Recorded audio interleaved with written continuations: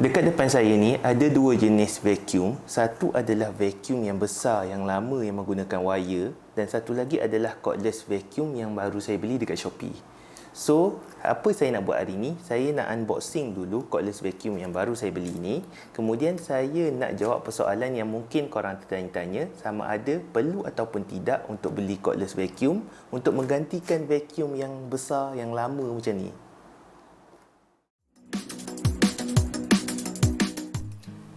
Macam saya bagi tahu dekat awal video tadi, saya baru sahaja beli cordless vacuum je nama Barry Smith Pro Garden K2. So yang ini saya beli dekat Shopee, dia telah post dekat rumah saya lah. So dia punya packaging amat secure, dia ada dua lapis kotak dekat sini. So saya rasa sangat selamat lah kalau saya nak beli dekat online store Barry Smith ni. Okey, so dekat kotak ni berwajah macam ni lah. Sangat simple sajalah. Korang boleh baca, korang boleh beli dan korang boleh baca lah apa yang ada dekat depan ni. Once kita buka dekat kotak ni, so kita akan nampak beberapa item di mana kelengkapan-kelengkapan vacuum ada diletakkan dalam ni. So yang pertama kita akan jumpa dia punya manual book. Yang ini kita mungkin tak akan baca lah, kita letak kat tepi. So saya akan bawa keluar dulu beberapa item yang ada dekat dalam ni. Sebelum tu, selepas tu saya akan buka plastik satu persatu. Saya akan terangkan apa kegunaan item-item tersebut lah. Okey, so kita bawa keluar dululah semua item ni.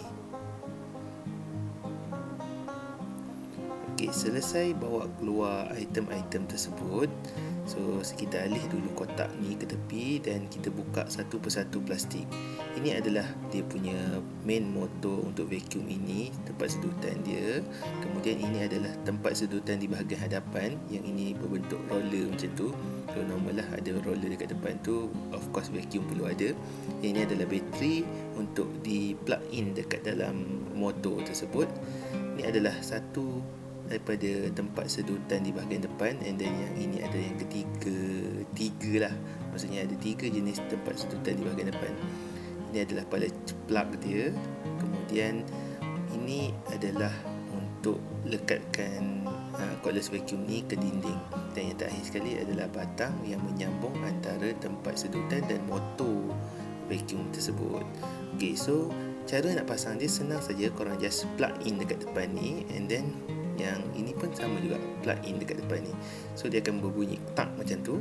So sama juga dekat bateri pun sama. Korang perlu slot in dekat dalam ni, dekat belakang dia tu. Macam ni saya macam tak berapa sure lagi, sebab ini adalah first time saya pasang cordless vacuum ni. So saya tak berapa sure. So once korang dah bunyi tak macam tu lah, macam tu, so maksudnya bateri tu dah slot in properly lah. So korang boleh terus gunalah button tekan dekat bahagian bawah ni. Kemudian dekat bahagian belakang saya tekan tadi adalah untuk boost, untuk kuatkan daya sedutan. So once korang tekan je untuk vacuum, lampu di bahagian depan tu akan menyala, dan dekat roller di bawah tu dia akan berpusing untuk melekatkan habuk-habuk yang ada dekat lantai lah. Okey, itu saja untuk unboxing. Okey, selesai untuk unboxing cordless vacuum yang saya baru beli. So, harga cordless vacuum yang saya beli ni adalah dalam range 200 ke 300. Saya beli dekat Shopee. So, kalau korang berminat untuk beli cordless vacuum ni, saya ada sediakan link dekat bawah ni. Sama ada korang boleh beli dekat Shopee ataupun Lazada. So, korang just klik je kat link tu. So, korang terus boleh beli dekat sana. Selepas saya unboxing cordless vacuum ni, saya ada try lah beberapa kali untuk uji kesesuaian penggunaan cordless vacuum ni lah. So, ini adalah antara video-video saya try sama ada vacuum ni okey ataupun tidak, daya sedutan dia, daya penggunaan dia ataupun kemudahan untuk penggunaan dia macam mana kan. So ini adalah contoh-contoh video lah saya try menggunakan cordless vacuum ni. So apa saya dapat simpulkan secara overall lah, saya buat kesimpulan secara terus, cordless vacuum ni amat memudahkan saya lah. Sebab apa? Sebab dia yang pertama adalah ringan, yang kedua dia fleksibel untuk dibawa ke mana-mana. Paling saya suka adalah sebabnya cordless vacuum ni saya boleh bawa untuk vacuum kereta saya. Sebab apa? Sebab sebelum ni saya ada satu vacuum lain untuk sedut kereta yang kecil tu kan. So saya sedut pakai vacuum tu. Tapi once saya dah ada cordless vacuum ni, dia tak perlu lagi vacuum yang itu. So saya dah jual vacuum yang kecil tu. So saya guna cordless vacuum ni sebab dia fleksibel, boleh bawa ke mana-mana. Cuma apa yang saya tak suka dekat cordless vacuum ni sebabkan dia pakai bateri lah. Sebab apa? Bateri tu memang memudahkan, tapi bila it's come to bateri, dia cepat habis lah. So once kalau dia nak habis tu, kadang-kadang macam tengah-tengah vacuum kita tak perasan bateri tu dah habis. So dia macam kadang-kadang terpaksa extend lah ataupun tangguh lah. Kita tengah rajin nak cuci kereta dan sebagainya, tapi bila bateri habis kita terpaksa tangguh hasrat kita untuk cuci kereta. Yang itu saya tak suka. Tapi saya nak jawab balik apa persoalan yang mula-mula saya tanya tadi. Adakah cordless vacuum ni diperlukan dan boleh menggantikan vacuum yang lama, yang besar, yang hitam tadi? Saya dapat simpulkan sebenarnya yang vacuum yang lama dengan cordless vacuum ni dia ada satu advantage yang berbeza. So dia ada penggunaan yang berbeza. Sebab apa saya boleh katakan macam tu? Sebab cordless vacuum dia punya daya sedutan dia masih lagi tak mencapai tahap sedutan yang boleh dibuat oleh vacuum yang lama ni.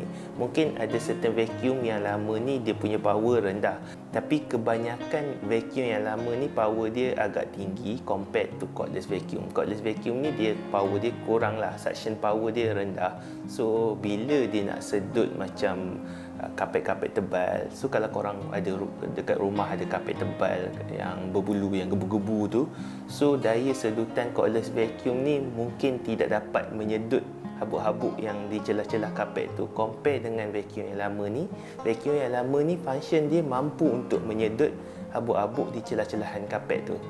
So it's come to different, orang kata different penggunaan lah sebenarnya. Kalau korang dah ada vacuum yang lama ni, untuk memudahkan korang urusan harian, untuk vacuum lantai, untuk vacuum kapet yang 3D, yang flat macam tu, it's sangat memudahkan lah. Tapi kalau melibatkan kapet yang tebal ataupun daya sedutan yang lebih tinggi, dia tak dapat untuk capai ke tahap yang vacuum yang lama ni. Secara overall, saya sangat suka cordless vacuum ni sebab dia memudahkan saya. Tapi saya masih perlukan vacuum yang lama ni untuk sedut bahagian-bahagian yang tak mampu disedut oleh cordless vacuum. Dari segi keperluan penggunaan cordless vacuum ni, saya letak benchmark tu ke atas kemampuan korang sebenarnya.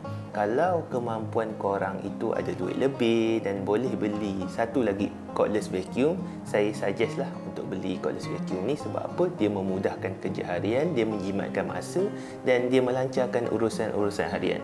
Tapi andai kata ia melibatkan kewangan, kalau korang ada duit yang limited dan tak mampu untuk beli vacuum banyak-banyak kan, so sebenarnya vacuum yang lama ini kemampuan dia melebihi lah daripada cordless vacuum ni.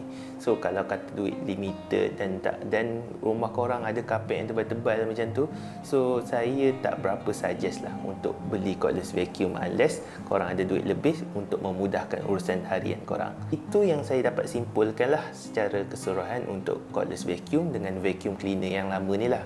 So kalau korang, terpulang pada korang, berdasarkan apa yang saya buat review berkenaan dengan cordless vacuum ni, korang boleh nilai lah kesesuaian penggunaan dekat diri korang. So, kalau kata korang berminat untuk beli cordless vacuum ini, saya sangat suggest dan jangan lupa klik link dekat bawah tu. Okey, saya rasa tu saja untuk video kali ini berkenaan dengan cordless vacuum dan vacuum cleaner yang lama ni. Jangan lupa tekan butang subscribe, like dan share video saya, dan jangan lupa tonton video akan datang. Saya akan keluarkan lagi video-video yang menarik untuk video akan datang. So terima kasih banyak-banyak. Jumpa lagi dalam video akan datang. Assalamualaikum warahmatullahi wabarakatuh.